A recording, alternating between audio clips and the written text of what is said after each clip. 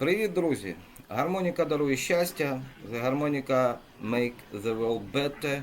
І легенду, яку ви повинні знати, legend you should know, it's Говард Леві. Hi, Говард.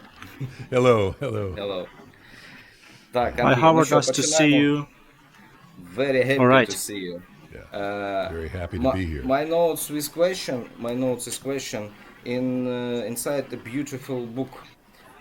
It's a very nice and very useful book. Okay, let's start. Перше питання. По-перше, ми вітаємо Говарда з минулим днем народження, завершенням прекрасного туру музичного, а також з 100 тисячами підписників у Фейсбуці.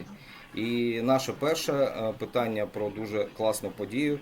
У вас вийшов новий альбом. Розкажіть, будь ласка, про ваш новий альбом Heavy World, яке місце він займає у вашій творчості. Ну і від мене особисте питання про цю картинку для альбому. Там є гармоніка і є піано, рояль. Тобто, яке це має значення у сенсі Heavy World. Thank you very much. All right. I will translate the questions, everything Konstantin says. So, first of all, congratulations with your birthday, first of all. Happy birthday, I knew you had a birthday. And congratulations with a successful, beautiful tour that I was watching some clips of it from the internet. And, of course, with 100,000 subscribers on Facebook as well. Yes, that's amazing to me. And that's so cool because there was a reels I've seen on you where you talk about this counting stuff. So 1, 2, 3, and it got so much views. It was insane. So people knew about the harmonica more and more. Yeah, that was funny. There were two reels that I did. One, right in the middle of concerts, both of them. My wife happened to be filming me, and one of them I was talking about counting off, snapping your fingers on 2 and 4. And the other one, I just explained how the diatonic harmonica works. And I didn't think much of it.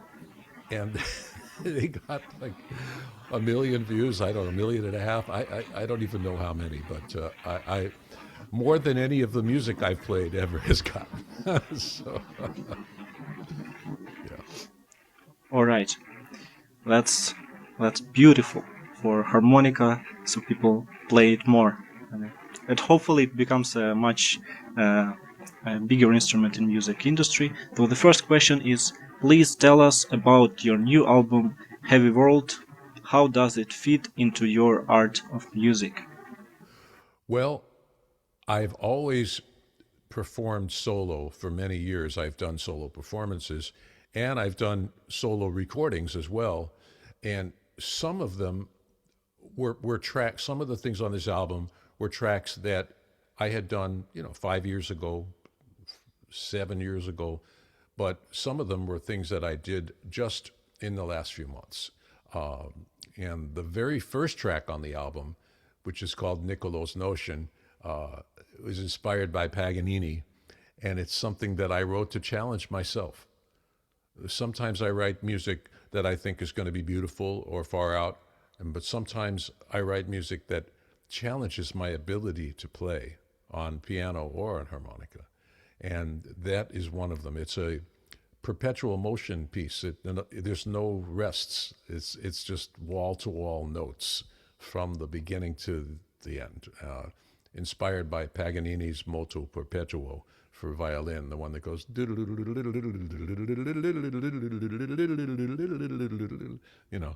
which I couldn't play on harmonica, so I had to write one for myself.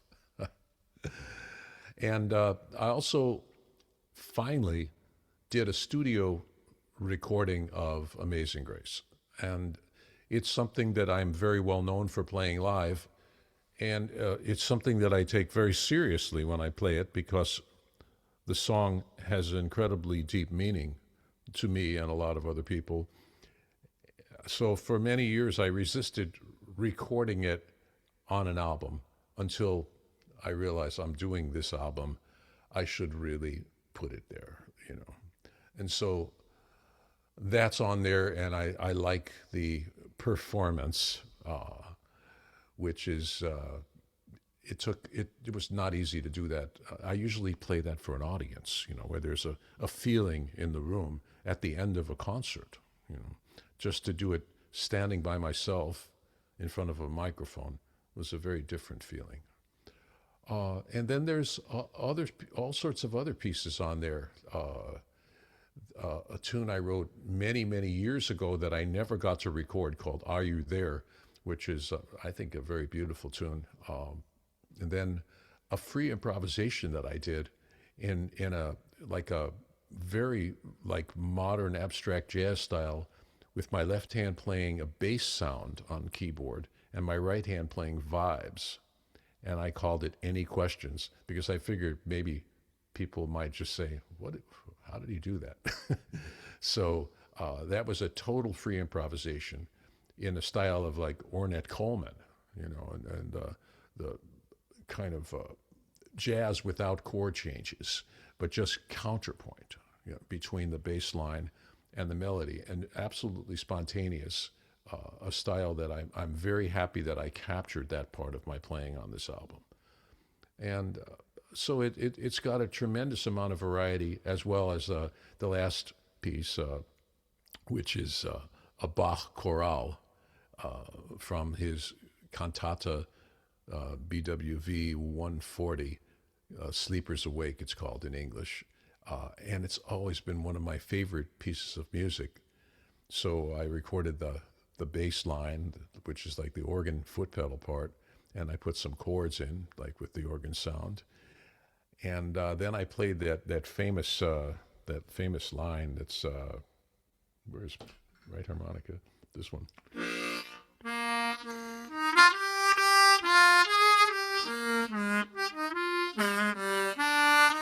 That thing. And it just keeps going like a beautiful, endless melody, just circling back. And then the melody of the chorale comes in.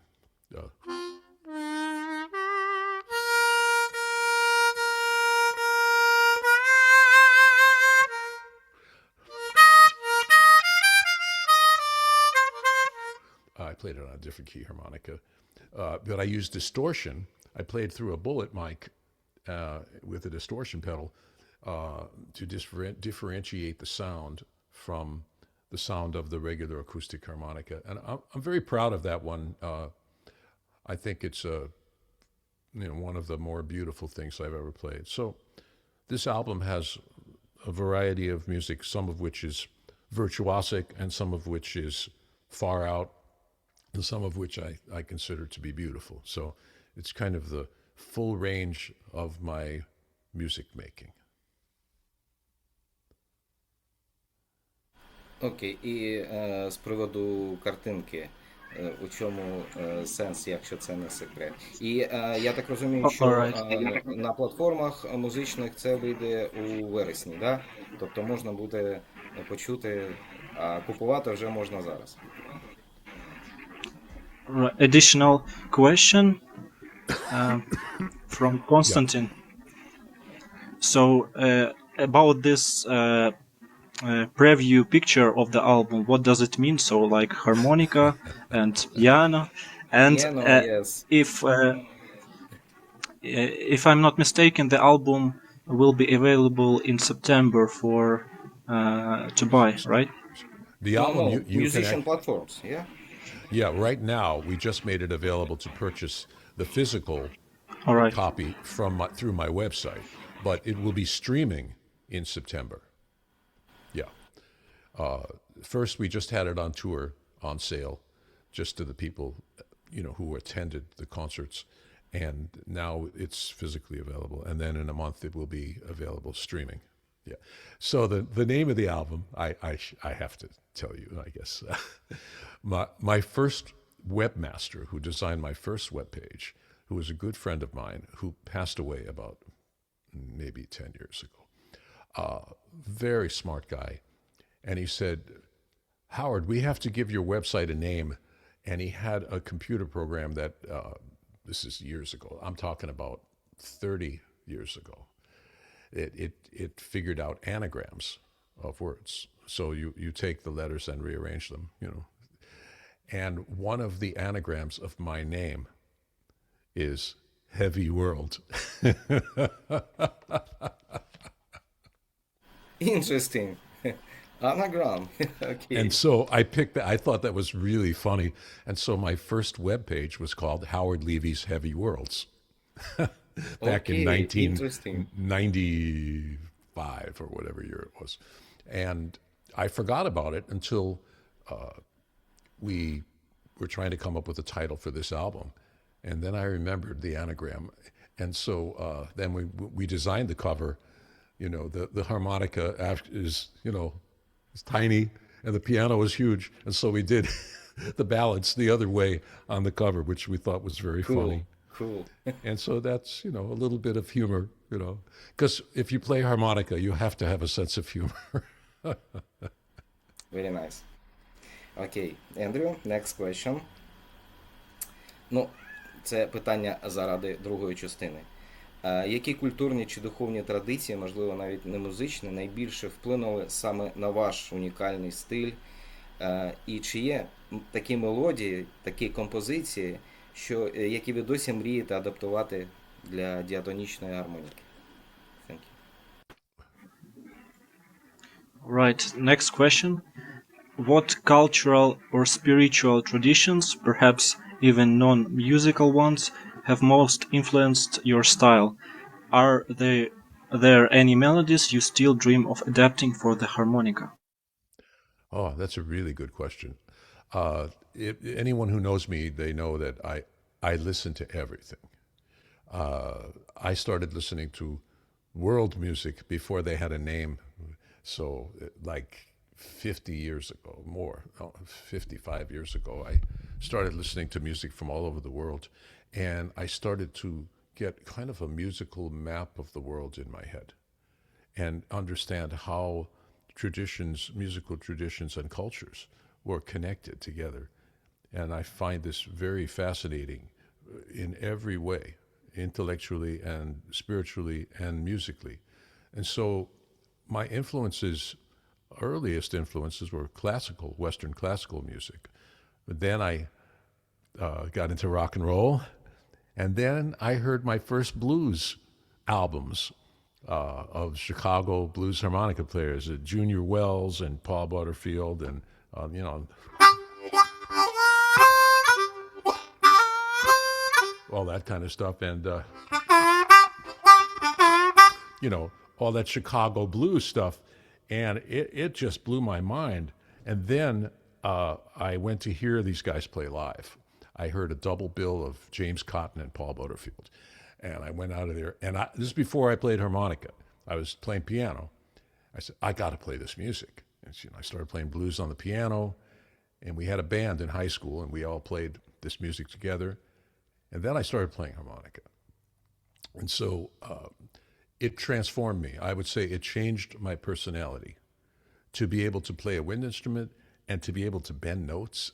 You know, it was just like a magic thing happened when I bent my first note. The day that happened, that was the beginning of the rest of my life. You know, but then I started, you know, listening to a lot of very sophisticated jazz, especially the music of John Coltrane, who is my musical hero. I would say that Bach and John Coltrane are my two big musical heroes. And I got into absolutely every type of jazz, from the very traditional stuff from Louis Armstrong and Jelly Roll Morton, Eric Dolphy, Ornette Coleman, John Coltrane, all the fusion stuff, and then I started playing it. You know, I started having a musical career where I started playing with all these different kinds of people in every setting, Latin jazz and modern jazz, and I started composing in all these styles. I mean, my musical evolution has been many different paths all running alongside each other. And then I wrote my first concerto many years later, and I just wrote my second one.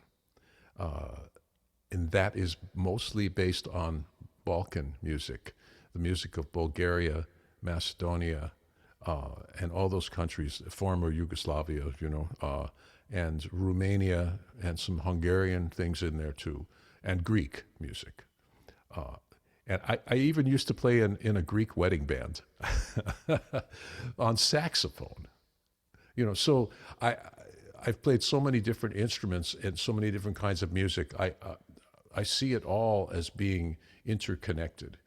And so what comes out of the harmonica when I play is a combination of all of these different things. Sometimes I close my eyes when I play, and I imagine I'm playing other instruments,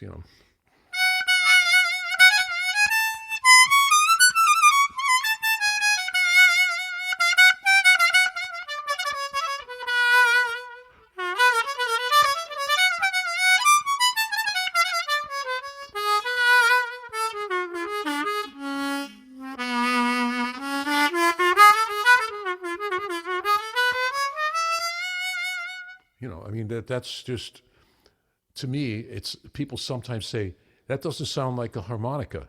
It's like, yes, it does. You just didn't know that the harmonica could sound like that. So the imagination, if you have an unlimited imagination, you can take the harmonica to many different places.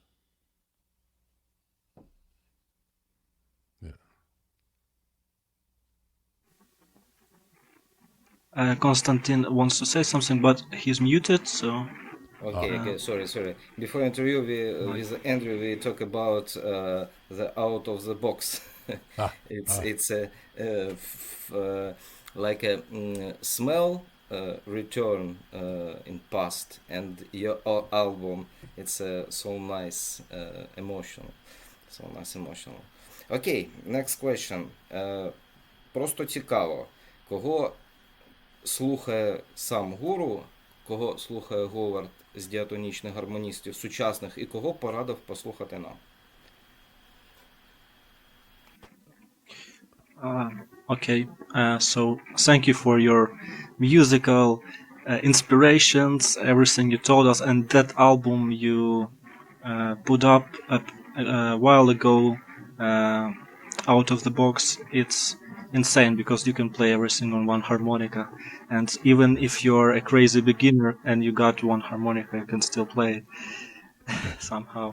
And cool guitarist, super guitarist. Oh, Krys Sіболт, fantastic, and he's in my band, the Howard Levy 4, and we also have that duo album, Art plus Adrenaline. Krys can play anything, and he's very casual about it. It's very rare to find a musician who can play in as many styles as I can, and Krys is that guy, How many musicians in your group? Well, it's called the Howard Levy 4, so... Okay. Maybe it's something anagrama. I'll have to think about that. Okay. Question, Andrew, We get rid of this silly thing that's hanging down here. Oh. Okay, yeah. All right, so the question from Konstantin, among the musicians who are no longer with us, who would you be interested in talking to about the harmonica? And another question, which modern harmonica players would you recommend listening to? Well, I guess I'll start with the second question because I didn't really understand the first question. Modern harmonica players to listen to, the thing is, I believe this is like a golden age of the harmonica because so much knowledge is spreading about harmonica playing. When I started playing the way I play, I was the only one to play this way.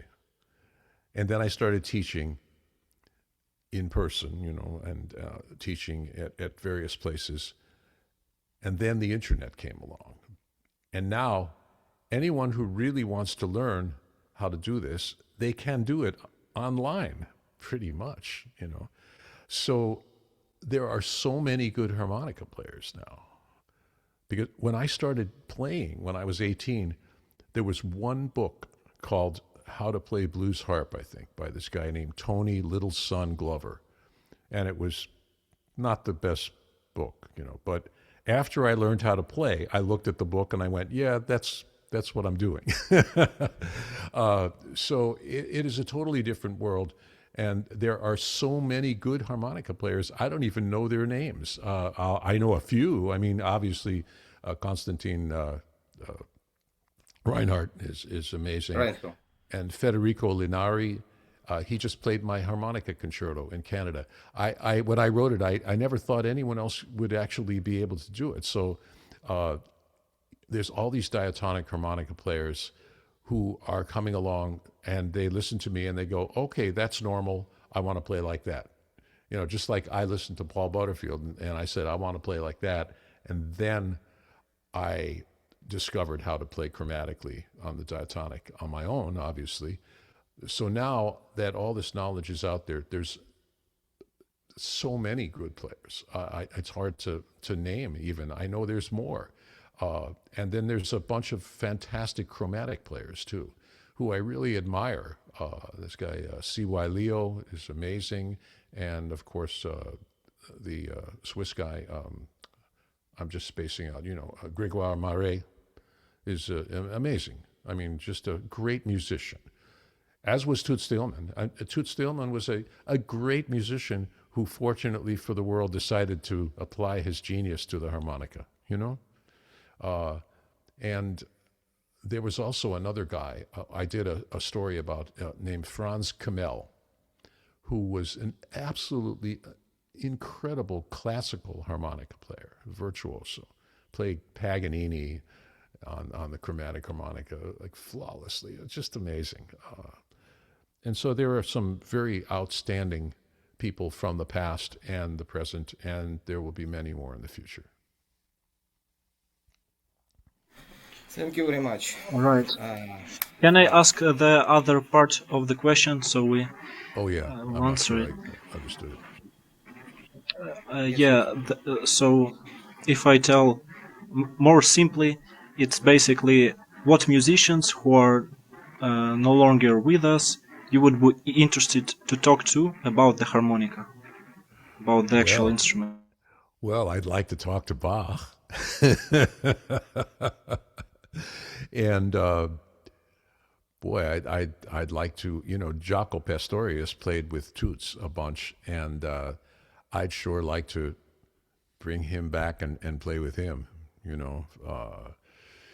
and to talk to about the harmonica. I would say Leonard Bernstein is another one because he was a genius, and him because his music knew no limits. He was into every style of music, and maybe I would absolutely have loved to work with Gil Evans, the great arranger who did albums with Miles Davis, Sketches of Spain, and Miles Ahead. He was one of the real genius jazz arrangers, musical arrangers, and if I had had a chance to play with him, and he had done arrangements for me with that, I think, a big band and harmonica, I still admire his work tremendously, and it's a big inspiration to me. I'd say those are a few, yeah. And I actually did meet Jaco a few times, and Randy Brecker, the great jazz trumpet player, thought that I would be a great fit for his band, for the Word of Mouth band. I don't know if you ever heard that album. It's Jaco's big band arrangements, which are incredible. And so there was some talk of me joining that band, but then unfortunately Jaco started suffering from a lot of mental illness, and it never happened. But that would have been a dream for me to have played with those guys. They were the greatest of the greatest. Everyone in that band. Yeah. Interesting. Наступне запитання від вашого шанувальника, ще одного, Михайла Духніча. Він професійний віолончеліст. Приймав участь у записі музики для Ганса Циммера. Він коли був студентом, така коротенька про нього історія, студентом і навчався в Австрії, випадково побачив афішу Говарда. Не повірив своїм очам, і квиток коштував тоді ще 20 євро. Це було для українського студента дуже... Але він пішов і сказав, що це був один з найкращих концертів, який він відвідував, якийсь паб, де було там не більше 20 людей. І питання від нього. І також це питання цікавить багатьох людей. Говард грає у всіх позиціях на діатоніці. Як він мислить? Чи у позиціях, незалежно від тональності гармоніки, чи все ж таки як піаніст, уявляючи клавіші і переносячи їх на гармоніку? І я додам від себе, що ось фраза Говарда, така фраза була в інтерв'ю: незабаром мій внутрішній розум піаніста, композитора перестав приймати очевидні обмеження арпеджіо у різних тональностях. Тобто, все ж таки ви мислите як саме піаніст і уявляєте собі гармоніку на піаніно, на піано. All right. That's a big one, and let me introduce the first person who asked the question, actually one of our viewers and harmonica players. His name is Mikhailo Duhnich. He is a professional cellist who participated in recording for music for Hans Zimmer. Yeah. Yeah. And he says, when I was still a student in the city where I was studying in Austria, I happened to see a poster for Howard's show, but I couldn't believe my eyes that he was going to play there. A ticket back then cost 20 euros, which was a lot for me as a Ukrainian student in Austria, but I went, and it was one of the best concerts I have attended. In a very small pub with maybe 20-30 people. So Wow, that's the experience. I wonder what city was it? Was it Graz or maybe it was on the border of Serbia? We played in a little club there. I'm just trying to remember. There was several with me and Chris Sieboldt. Yeah. Oh. Wow. Well, I'm glad he went.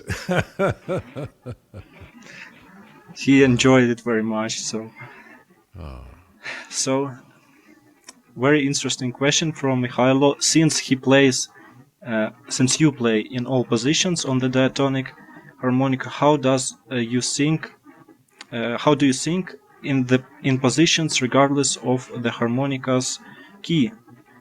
Or you think like a pianist by visualizing the keys and translating that to the harmonica?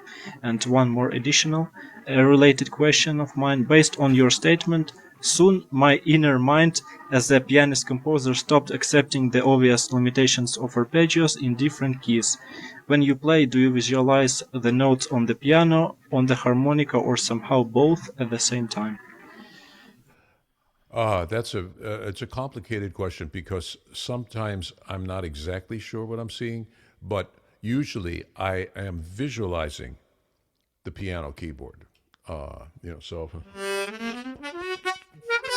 whoops.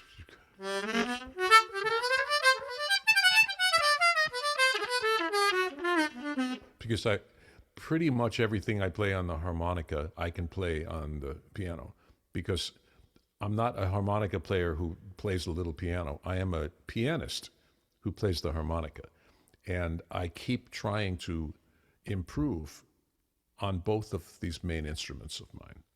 So I practice on the piano, I practice transposing jazz pieces and even classical pieces to all 12 keys on the piano, which is actually not that easy to do sometimes because it involves all of these different fingerings and everything. And I do the same on the harmonica. So I think that the transposition into all 12 keys on the piano helps me transpose things into any key on the harmonica as well. Matter of fact, I could play you a little, let me see if I find a tune that I like that's short, something I go through all 12 keys. I had one that was really close. Oh yeah, this is short. It's just the first part of Bésame Mucho. That silly song, da da da da da da. And there's this iReal Pro. Do you know this app? It's very useful. It has 1 million songs on it, and you can make up your own charts. And, Yes. and it has a lot of accompaniment styles. And so I picked this one that I usually hate called Gypsy Jazz. It's really awful sounding, but I somehow or other, I like it. I don't know why. And so I'll play through a few keys here, okay? Just on the B flat harp, starting in F minor, which is All right. like second position minor. So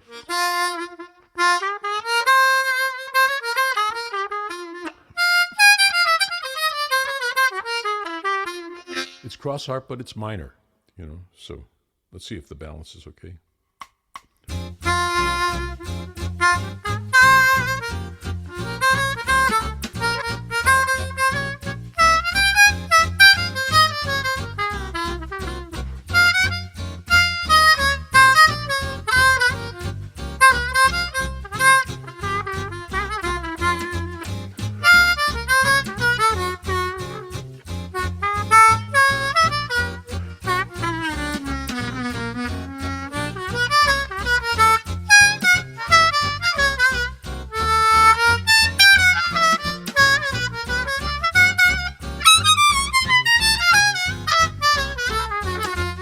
Whoops.